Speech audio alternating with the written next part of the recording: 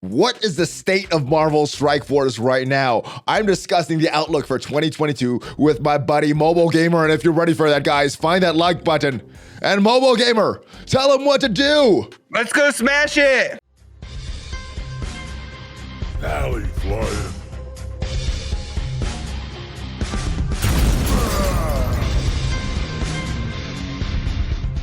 Yo, what is up, Valley Maniacs? I am ValleyFlyin. Welcome back to the ValleyFlyin channel. I hope you are having a great day. And we are discussing Marvel Strike Force, the outlook for 2022, the state of the game right now with my buddy MobileGamer. How are you, MobileGamer? I'm doing well. How are you doing, ValleyFlyin? Good. And I said your name right. No OMG today. You actually called me MobileGamer. There you go. I called you the correct name. Yes. And we're discussing all about Marvel Strike Force, the outlook. Is it positive? Is it negative? We're going through this mode by mode. And I guess let's just get into it. Let's just start. Tower mode. We got some changes coming to tower mode. One of the big things for me was that the roster filter, the characters that I used that are on cooldown, there was no way to tell that. We just had to scroll through our roster before. That's something they looked at if you're changing in the next iteration. What are your thoughts on that? Was that annoying that they didn't have that filter in the first iteration for you? Just the squad management system in general is kind of garbage. So yes. And it's just in general, it's pretty bad. So, I mean, even if I wanted to like move team placement around, I want to move Drax to the edge. How hard is it to do that? You know what I mean? And I noticed that it's a lot easier to do on your phone than it is on BlueStacks. So but anyways, yes, that would be a good thing altogether to add that. I think the main concern for most people in the tower mode, because I did these polls on Twitch, whether or not people liked it or not, I think it had a lot to do with accessibility. And they seemed that they're going to try to address that here, where they said they're going to add more lower levels and more higher levels. And if that gives something for people to do at the lower level so that more people can enjoy the game mode, I think that the community will be more favorable to it. Yeah, I think that was the biggest complaint from the community, right? Some of the mid-game players, newer players that didn't really get to take advantage of this. So I'm glad that they're making more easier game content. Now, I didn't get the last four, so this end game content doesn't really affect me. But I know some of the players that completed all the floors are like, all right, what do we do now? What do we do after this? So this helps them. How far did you get in this last iteration in tower mode? I placed in the top 1%, but I got reset in the mid 60s on accident, or when I was raging, when I lost a match and I didn't. Yeah, and so I went and played back up, and apparently the place that I did that at, or how high I had gotten, was good enough to place in the top 1%, because I know there were people that were, grinding on the last node, the last stage, and missed, weren't able to do the last stage, and I placed the same as them.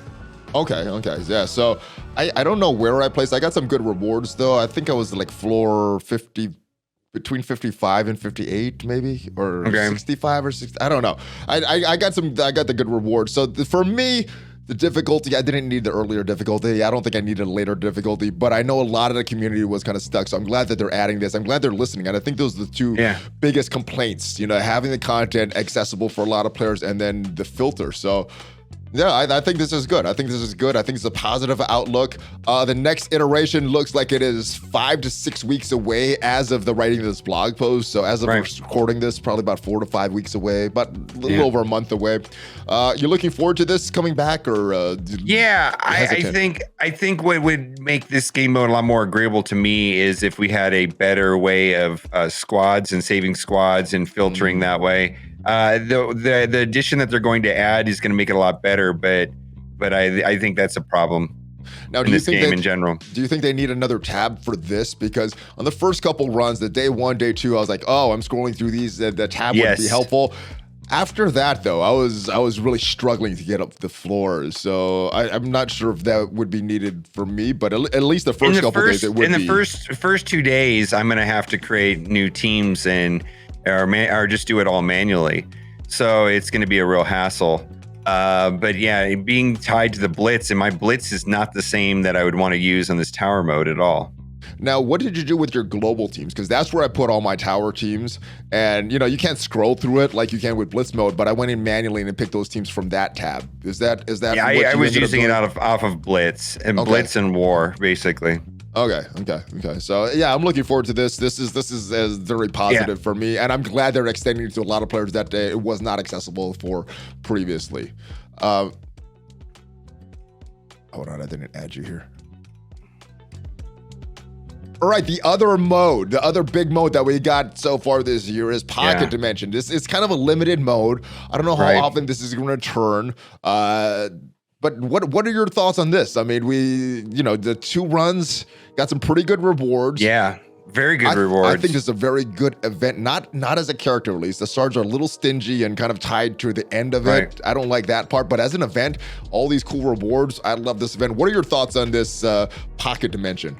Well, this was very well received by the community. I mean, it was like over 90% of the players. I think they enjoyed themselves in doing this.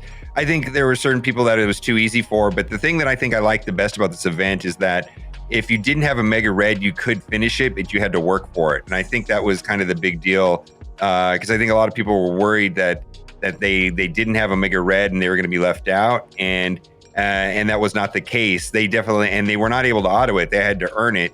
And I think that seems to be good game design, where a lot of people were able to get something. Even people that had just like 5 characters at level 65 were able to complete. One person told me they did 5, another person told me they did 3 stages. So that was, even at the very minimum requirements to get into the event, people were able to get some rewards.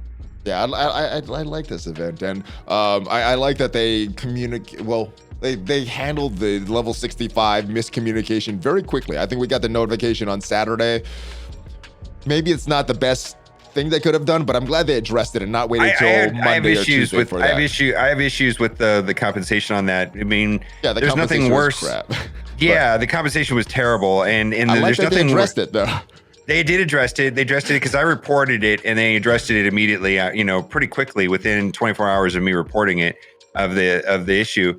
The problem I have with it is that, you open your 2 gold orbs and you get 300 and something thousand, and I open my 2 gold orbs and I get 2.5 million. How does that feel? And I feel that wasn't the best way to handle it. I mean, I think what people missed out on is maybe finishing 3 or 4 stages. You know what I mean? What I mean? And I think the rewards for those 3 or 4 stages should have been the compensation, and it should have been a fixed amount. Now I've been hearing a lot of talk like maybe they just extend it instead of giving them rewards and things like that. Do you think that would have been a better solution for the miscommunication about the level 65 requirement for each character? Well, the problem with extending the event, and which I thought was a good idea too, but someone brought up a point about what about all the people that cored it currently? People that had already the people that were racing because they thought they only had a week and they spent a lot of cores, and then because they did that before, they extended an event. People are like, I just wasted all my cores, you know what I mean? And then they extend the event. So why did you do that? So, if it would have been fine for, if they could handle it like instantly and extended the event, you know what I mean? Like the day the event is, before people start coring the event like crazy, you know what I mean? Rushing to try to finish it, but it's too late for that. Yeah, well, what would you like to see changed about Pocket Dimension if it comes back? And I think it will come back. I'm not sure if it would be a character release. If it is a character release, though, what would you like to see changed to make this a little better, a little more player-friendly to players of all levels and not just in-game players like us? Well, the character, choosing this method to be a character release is a little bit controversial because it does absolutely exclude some people from getting, Scarlet Spider altogether, right? Or getting higher stars on him. I mean, the level up event was fine, but also this capped the maximum amount that you could get by free, or but just playing the game normally without spending money, right? The word free is such a weird word, so that's not the right word. But not spending money, right? It was 126. It's a very low number, and it's very stingy, and it was the stingiest of the 3 web warriors as far as the total amount available. I mean, there's just nothing more you could get. You're basically, if you wanted to get a 4 or 5 star Scarlet Spider, you just had to spend money. Now, do you think that's a problem for some of these teams? Because I know my low red star, low gold star, Web Wars, they're performing in Doom 2.2 pretty well, better than my symbiotes. Yeah. Probably 300 or 400K less than my symbiotes, and they're still performing at that level. So given that, do you think that the amount of shards that they're giving for that is fine, or they should have still made it like other character releases in the past where they're giving a little more generous with the shards? Web Warriors are performing much better than I thought. And you're saying 300,000 or 400,000. My experience is about 300,000 also. That they perform similarly to a symbiote team that's 300,000 power higher. Now, Scarlet Spider is the one that kind of needs the stars, like out of the entire team, really, out of the new releases. And the real issue is not their current playability or whether or not they're good. It's whether or not they're going to be a legendary unlock. Oh, there's a lot of rumors about this. Many characters in this patch potentially being the legendary unlock characters for the next one, which we have rumors of coming in February. But yeah, the legendary unlock is a problem. If they make Scarlet Spider or the Web Warriors with Scarlet Spider being the legendary unlock, that means that there was no free-to-play players, right? If they do it the way they currently do it, no free-to-play players would be able to get the next legendary at all. It was literally capped by money. Yeah, and we've said in the past, it doesn't need to be every free-to-play player getting the legendary on the first run, but some should, and it doesn't look like in this time it will be. But I guess the good thing, or the flip side of it, is this team will be farmable for players to use early on if it is a legendary unlock. So not the worst thing if it is the legendary unlock, but it is for the first run of that. All right, yeah. Good team though, very good team, very very very good team. Yeah. Very good team. Let's talk about some of these other game modes. Let's go to the state of the game. Let's go to it mode by mode. One mode that's been getting a lot of pushback recently is this Blitz mode. Yeah. Oh my goodness, this is so outdated. And I guess if they're not really releasing characters this way, it's not that much of an issue. But we have the Ghost Spider Blitz that just completed. We have a Silver Surfer Blitz this weekend, and it looks like T'Challa the next 2 weekends after that. Let's talk about the real issue. I mean, we're having people wanted to place in the top 1%, right? And we have Blitz scores in the 53 million. We're not people not making it, and they get 53 million points, you know what I mean? And you know what I mean? What does that feel like to blitz, for several days and then just fall short by, and put up a good number, put up a number in the mid 50s, right? Or in the low 50s, like 51 million, 52 million, and then not get 1%. I think that causes people to quit the game. I mean, I think that is absolutely terrible. And it's always been that way. But it seems that the Blitz scores are just really ramped up. I mean, cutoffs in the 50s for 1% is outrageous. And then the second Blitz was higher than the first Blitz. And normally it doesn't work that way. So, but the Blitz mode, I don't particularly care for it. I mean, if it disappeared, I'd be fine with that for me. Now, the scores weren't that much of an issue in year one, maybe year two, because, people had similar total collection powers, and you could kind of, it was based on mainly or activity. Now, with this game going on 4 years here, people have collection powers all over the place. So if you have that higher collection power, you're more likely to score in that higher level. But the people that want to grind are not able to grind anymore and get that if they don't have that high collection power. What would you like to see done with this? Just take it out altogether like you mentioned, or is there a way to improve this and salvage this game mode? I mean, the fundamental problem with this game mode from a fairness, if that's even the right word to use, is that it definitely is weighted towards veteran, wide rosters, high collection powers. The whole game is, right? The whole game is. I mean, but talk about no accessibility to new players. I mean, Blitz is the worst, right? And I don't particularly care for the game mode at all. If the tower mode or something like tower mode replaced it, I'd be completely fine with that. I did. As soon as tower mode came out, I thought I saw a post on Reddit, someone thinking, "Hey, this is gonna replace Blitz. Maybe not as a character release method." Yeah, I like tower mode a lot better than Blitz, and if they're making it accessible to earlier game players, maybe this is the replacement for Blitz. Yeah, I mean, if you compare accessibility, that was the big complaint about tower mode was accessibility to newer players, right? Yeah. Well, compare Blitz. Blitz is way worse. Yeah, well, we got a new player Blitz for 3 months, and after that, you're just thrown with everybody else. Well, I mean, we've talked about them adding multiple blitzes, have, like a high demand character and then, versus gold. So some people could choose gold or some people could choose, something other than the character. Oh, bless you. All right, next game mode, raids. Now, this, I think the Greek raids are very outdated. Something needs to be done to make it more fun because raids, I look at it like a puzzle. It's fun once you haven't solved the puzzle, but once you've solved the puzzle and you're doing it over and over and over, it gets pretty grindy and the fun kind of goes away at that point. Right. What do you think needs to be done with the raids? Is there issues with Doom or is it just the Greek raids that needs some fixing?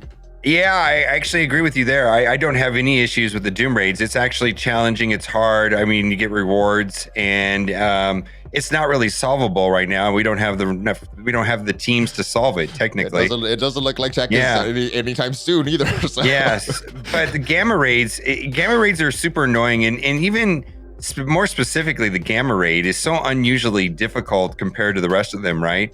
And what's the point of that? And the rewards are outdated. There's nothing good about it at all. So I would prefer if it was just completely simmable and that was that. Yeah, and like auto. Oh, don't hoard those. They don't update them. You know what? You know why I'm hoarding them? Because I don't want to press the button over and over and over and over again. I'm hoping that there'll be a slider coming sometime this year that I could just open them all and be like, all right, done. Get all the ultimate shards for that. So I totally agree. Greeks are so outdated. It's not fun. It's been solved by us for a while, and it's auto at this point. So any auto mode, and the rewards are not that meaningful. So like, what's the point? It is just it feels like that they needed to address this a long time ago, maybe like 6 months or a year ago. Like they needed, and it's so overdue now. When was the last time they've updated those orbs? There's specific character traits in each of those orbs, and each of the orbs is missing a bunch of characters. So I don't know. Hopefully they look at Greeks again and reevaluate that. Let's talk about Arena, a mode that I'm actually having fun in right now. What are your thoughts on the state of Arena right now in Marvel Strike Force? Arena is the best it's been in some time. As far as I'm not a fan of the cookie cutter, one team fits all Infinity Watch or Black Order. That was not fun for me. So this right here, you do see the same. How many teams do you think we see? 5 or 6 different teams, but they all play a little differently, and you have to actually look at your opponent and then decide. You can't just take one team in to win. Because if you do, you'll lose. And like I'm looking at the number 17 right there above me. That uses a very specific team. Probably I would take an Infinity Watch. Or the team there in number 19. You could probably take the Eternals with Emma and Loki. Just one of the fast people, Loki. Loki, and then it doesn't matter who the 5th is. Maybe Doom, and then you could beat them. And then I look at the 21 team. As long as I take Cersei and Zemo. Yeah, Zemo. Well, no, you don't need Zemo. You just got to take Emma. You just take Emma on that team and you win. So you have to think, and probably some people are saying like, what are you talking about? Well, the point is that there is a strategy to each one of those teams. Every single one of those teams on the screen behind you right now has a different team to defeat it, and if you know the strategy, you can win very easily. Yeah, I agree. I think Arena's in the best place it's been for a while. And actually, I'm thinking of putting Infinity Watch back on defense because when I see those teams, I'm like, I'll beat them, but this is gonna be a long 3+ minute match. Where I see these Eternals, it's gonna be a quick match. So maybe Eternals maybe Infinity Watch is coming back on defense. But I think Arena's in a very good spot right now, and I hope they don't add the rest of the Eternals to make it a cookie cutter arena again. I like this diverse meta. This is your mode. You love this mode more than I do. War. What is the top end competitive alliance player think of War now? Here's the problem with War, and I just want to put this out here. It uses an elo system. So if you win a lot, you just get put in a situation where they force you to lose. Yeah. And so you're basically, they're forcing you into a 50% win-loss ratio no matter what you do. And so you gotta win the matches that you're supposed to win, and you lose the matches you're supposed to lose. It almost feels like there's no point to even trying for a lot of people. And this is something that I'm not personally experiencing, but this is a sentiment that I hear a lot. Now, once you get to at a certain level, if you get into the upper alliances, that's not necessarily true. But for I think most people, I think they're stuck in that elo, win 50% of your matches. What do you think about that, Valley? Well, I'm in a different type of alliance than you. A casual alliance war is a lot more fun. We still got to get our attacks in, but we don't need to be on right away, and we don't need to get our attacks in a certain time. And going casual has made a war more fun for me. So okay. war is fine as long as I stay in this casual alliance and alliances keep it casual. We're playing super hyper competitive though, and so I love it because it's hyper competitive, but. At the end of the day, we have one really competitive match, and then we have one that we just automatically lose, and then we got two that we kind of have to try, and then we've got a bunch that we just automatically win. And so it's not that exciting also, considering that there's only truly one seriously competitive match, which we lose most of the time. You know what I mean? But it's like we can win if the stars align and we're on and we got our defense set up right. And if they misplay a little bit, then we can win. But we're not going to win most of the time. Yeah, I think they realized that the matchmaking was kind of screwed up, especially with the 4 time zones, and that's why the rewards you get for winning and losing are very similar. The season rewards, you want to win as much as possible, but the each individual award it doesn't seem like it's that big of a deal anymore. They had to change that because of shelling. It wasn't that way initially. When they addressed the shelling problem, they kind of equalized the winning the losing, so it didn't matter as much. I mean, for the difference between winning and losing each individual match. Yeah. So I don't know. I think war is fine. Obviously, there could be more fixes, like more heroes for hire counters, in my opinion. But that's my personal opinion. Let's talk about the last game mode right now, and that's probably the least fun in my opinion. That is real-time arena. What are your thoughts on real-time arena? Why do we still have to do 2 battles a day in our daily objectives? And why is this strike pass or this battle pass, I can't remember which is which, but this Mojo's Mayhem pass, why is it still tied to having to do all these battles of war or grind out in Blitz? What do you think is the solution for this? Or are you enjoying this and maybe there's no solution? I don't care for it. Okay. I don't like it. I don't see you said, why are we still doing this? I don't know. I don't know. And the funny thing is that there's not everybody, but a lot of people did like the draft system and did like the balanced PvP system, but yet that's completely been, it never was optimized to make it fun because the drafting process was too tedious for most people. For two-thirds, about a third of us. I was one that I really enjoyed the drafting process and that. Yeah, but I think 2/3 of the people kind of hated it. So it was hated or indifferent to it. So yeah, indifferent or hated. Yeah, it was not well received. Still a better percent than we got for real-time arena though. Yeah, at least there's 33% that like the drafting system. I don't think this is liked by that much. I put it on auto. I mean, the worst is when Adam Warlock's there, because then the matches just take so long. Yeah, they're bringing the Infinity Watch and the Nebulas, and you got to kill them twice, and Gamoras if they're ever there. Yeah. So, what do you think is the solution for this? Taking disassociating the battle pass with this? I mean, obviously they're going with costumes on this to try to monetize this and try to salvage all the dev costs that they put into this. Well, in teal gear, right? They've done heavy on gear. Yeah, in teal gear. I mean, I don't know what they should do with this. I have no idea actually.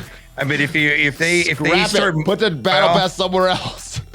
I mean, maybe the tower mode, but I don't see how they could tie the tower mode to this because this has always been a function of grind. How much blitzing, how much RTA do you want to do? I do like it. It's strangely enough, it's probably the best version that we've had of this. Yes, it is. There's some pretty bad versions in the past, but it's the best version. It's still boring though. It's still boring.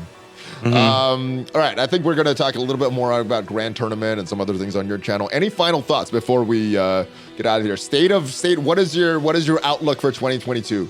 Marvel Strike Force. I'm cautiously optimistic for Grand Tournament. You know, if it's anything like Grand Arena and that other game that a lot of us play, it's going to be the very, very successful, very good game mode, and we'll have to see how it plays out. I mean, it's definitely going to be something new to try, new to do, and you know, I welcome, you know, Pocket Dimension and Avengers Tower, and then, you know, if, you know, hopefully the Grand Tournament will be welcomed also.